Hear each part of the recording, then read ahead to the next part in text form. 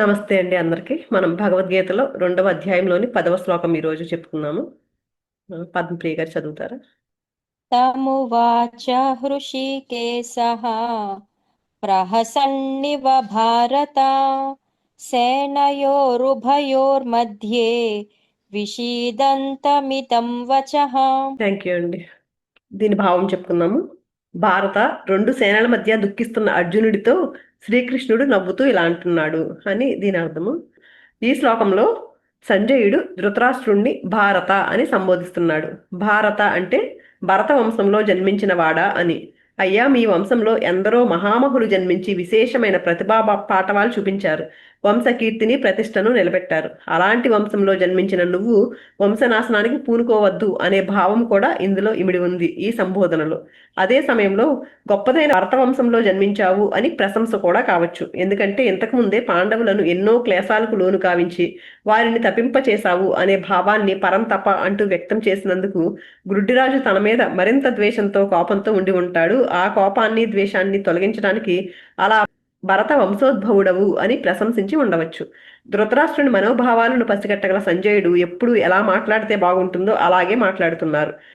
సేన ఏరు భయోర్ మధ్యే ఉభయో సేనయో మధ్యే అంటే రెండు సేనల మధ్య ఇప్పుడు కృష్ణార్జునుడిద్దరు రెండు సేనల మధ్య నిలిపిన రథంలో ఉన్నారు. ఒకటి పాండవ పక్షం, మరొకటి కౌరవ పక్షము. ఒకటి ధర్మపక్షము, మరొకటి అధర్మ పక్షము. ఈ రెండు పక్షాల మధ్య నిలిచి విషాదంలో ఉన్న అర్జునుడికి నవ్వుతూ భగవానుడు జ్ఞానబోధ చేయబోతున్నాడు. ఈ ప్రపంచము ధర్మము అధర్మము, న్యాయము అన్యాయము, పుణ్యము పాపము, మంచి చెడు అనే ద్వంద్వాలతో కూడుకుని ఉన్నది. న్యాయస్థానంలో న్యాయమూర్తి కానీ, సమాజంలో ఒక పెద్ద మనిషి కానీ ఏదైనా తీర్పును లేక మంచి చెప్పాల్సి వచ్చినప్పుడు ఏదో ఒక పక్షం వైపు సపోర్ట్ చేస్తూ లేక సమర్థిస్తూ చెప్పకూడదు. ఇద్దరి వాదనలు విని నిష్పక్షపాతంగా న్యాయము అని తోచిన దాన్ని చెప్పాలి. అలాగే ఇక్కడ కూడా భగవంతుడు రెండు పక్షాల మధ్య నిలిచి తాను చెప్పదలుచుకున్న జ్ఞానాన్ని చెప్పబోతున్నారు. అలాగే అర్జునుడు కూడా తన మనస్సులోని ధర్మము అధర్మము అనే రెండు భావాల మధ్య నిలిచి భగవంతుడి కృపను, గురువు యొక్క ఉపదేశాన్ని స్వీకరిస్తున్నాడు అని ఆంతర్యము. మానవ జీవితం ద్వంద్వాలతో కూడుకుని ఉంది. నిర్ణయాలు తీసుకోవాలంటే మనోబుద్ధులు రెండు తటస్థ స్థితిలో ఉండాలి. మరొక విధంగా కూడా భావించవచ్చు. రెండు పక్షాల మధ్య నిలిచి చెప్తున్నాడు అంటే మంచి చెడు అనే ద్వంద్వాలతో కూడుకున్న ఈ లోకంలో సమస్త మానవుల కొరకు అద్భుత జ్ఞానాన్ని అందివ్వబోతున్నాడు అని. అయితే ఇప్పుడు ఈ జ్ఞానబోధ ఎవరికి? విషీదంతం అంటే విషాదంలో ఉన్న అర్జునుడికి, దుఃఖంలో ఉన్న అర్జునుడికి. దుఃఖంలో ఉన్నది ఉండేది అర్జునుడు మాత్రమే కాదు, ఈ విశ్వంలో అందరూ దుఃఖించేవాళ్లే. కాకపోతే కొందరు గట్టిగా దుఃఖిస్తే మరికొందరు గుట్టుగా దుఃఖిస్తారు. అందువల్ల ఈ సమస్య అర్జునుడి సమస్యే కాదు, విశ్వ మానవ సమస్య. అందుకే భగవద్గీత దుఃఖించే వాళ్ళందరి కోసము, వాళ్ళ దుఃఖ నివారణ కోసము చెప్పబడింది. ఇలాంటి భగవద్గీతను ఇది మనలాంటి వాళ్ళ కోసం కాదులే అని కొందరు అజ్ఞానంతోనూ అమాయకత్వంతోనూ అంటూ ఉంటారు. భగవద్గీతకు దూరంగా ఉంటారు. కానీ సర్వ మానవుల యొక్క దుఃఖాన్ని సంపూర్ణంగా తొలగించి శాశ్వత ఆనందానికి మార్గం చూపించేదే భగవద్గీత అని గ్రహించాలి. సరే, విషాదంలో దుఃఖంలో ఉన్న అర్జునుడికి బోధిస్తున్నది ఎవరు? ఋషికేశ శ్రీకృష్ణ భగవానుడు. ఎలా బోధిస్తున్నాడు? ప్రహసన్నివ, నవ్వుతూ. ఇక్కడ భగవానుడేమో నవ్వుతున్నాడు, అర్జునుడేమో ఏడుస్తున్నాడు. ఇదే విచిత్రము. ఏడుస్తున్న అర్జునుడిని చూసి భగవంతుడు ఎందుకు నవ్వుతున్నట్లు? అర్జున, ఎందుకయ్యా ఇక్కడ ఏడుస్తావు అనే ఆ ఏడ్చే ఏడుపు ఏదో ఇంటి దగ్గర ఏడవకపోయావా? వచ్చి వచ్చి ఇక్కడ ఈ యుద్ధరంగంలో ఏడుస్తావేంటి? అందరూ నిన్ను చూసి నవ్వరా అనే నవ్వ? శిష్యస్తేహం సాధిమాం త్వాం ప్రపన్నం. నేను నీ శిష్యుణ్ణి, నేను నిన్ను శరణు చొచ్చాను, నన్ను శాసించు, నువ్వు చెప్పినట్లు చేస్తాను అని అంటూనే నయోత్స్య ఇతి గోవిందం, యుద్ధం చెయ్యను అంటున్నావు. ఇంతకు నేను చెప్పినట్లు చేస్తావా లేక నీ ఇష్ట ప్రకారం చేస్తావా అని నవ్వుతున్నారా?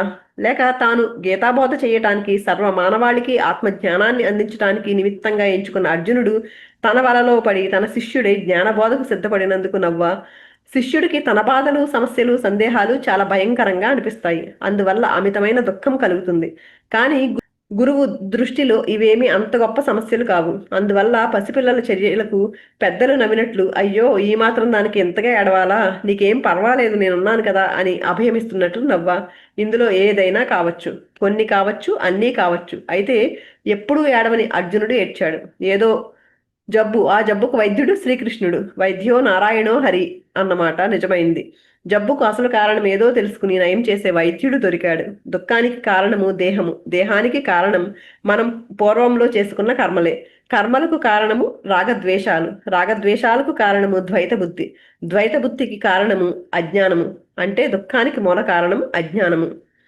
కనుక అజ్ఞానం తొలగితే కాని దుఃఖం పోదు. పై పై చికిత్సలు ఎన్ని చేసినా ప్రయోజనం లేదు. అసలు కారణం కనుక్కుని చికిత్స చేయాలి. రోగం ఒక చోట మందొక చోట వేస్తే ప్రయోజనం ఏముంటుంది? కొడుక్కి తేలు కుట్టిందని తండ్రి డాక్టర్ దగ్గరికి పరుగు పెట్టాడు. డాక్టర్ మందు ఇచ్చి కుట్టిన చోట వెయ్యమన్నాడు. తండ్రి ఇంటికి వచ్చి నాయనా ఎక్కడరా తేలు కుట్టింది అని అడిగాడు. అదిగో ఆ మూలను కుట్టింది అని చూపించాడు కుమారుడు. మందు తీసుకెళ్లి ఆ మూలను వేశాడు ఆ తండ్రి. రోగం ఎక్కడా మందెక్కడా?